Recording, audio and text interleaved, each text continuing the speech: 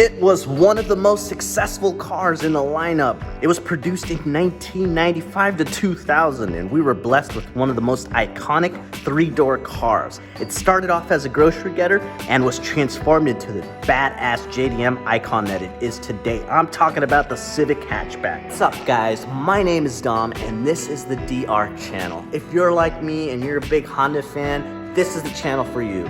If you like cars, I like cars, and you like specs, please subscribe to the channel. Today we're going to be talking about one of my favorite Hondas, and this is the Honda Civic Hatchback. There are so many different versions and trims of this car. I'm telling you. Fun fact for you too.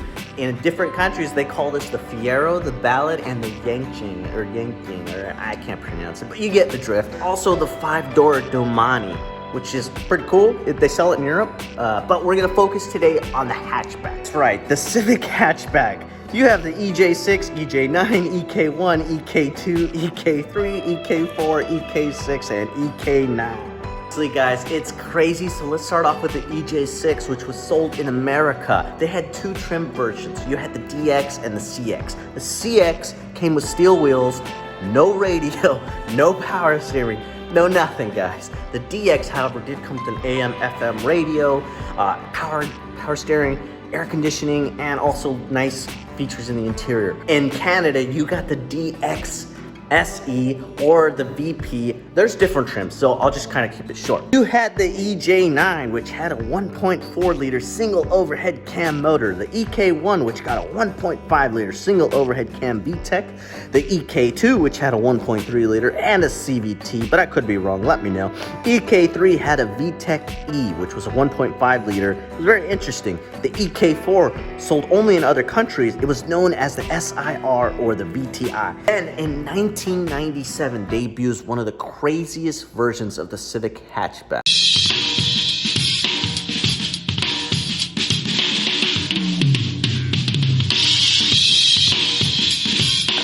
It was race-inspired, molded by the racetrack. Yes, it was after the Integra and the NSX.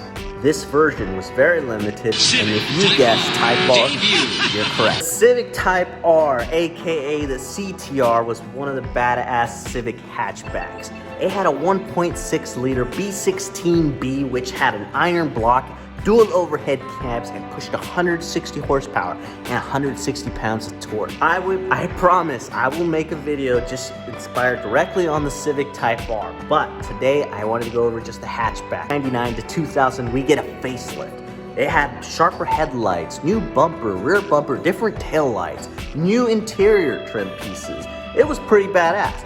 Now, it did come with a little 1.6 liter single overhead cam motor that pushed about 108 horsepower and 100 pounds of torque, but it was still good. It was reliable, guys. That's the pros about these cars. They're reliable, cheap, easy to maintain. The aftermarket support is unlimited. All right, the first con is it is a Honda. All right, I get it. I love Hondas. I used to own them. But the older I get, the more I want luxury, the more features I need, and just overall, if you're driving a lot, I don't know, it may not be the best. The gas mileage is great, but I'm just saying. Next is they are getting more expensive because of the cult following. You know, you have the Initial D, you have like the movies, everyone's just really getting into the Civic hatchbacks. But unfortunately, I feel like they're getting a little bit too pricey where it just may not be worth it. Now, this is where the other con comes in. A lot of them are salvaged, they're either rebuilt, they've been stolen, they're missing interior pieces. It's just hard to justify $5,000 on a Civic hatchback. And this goes to the third con, which is unfortunate, is power.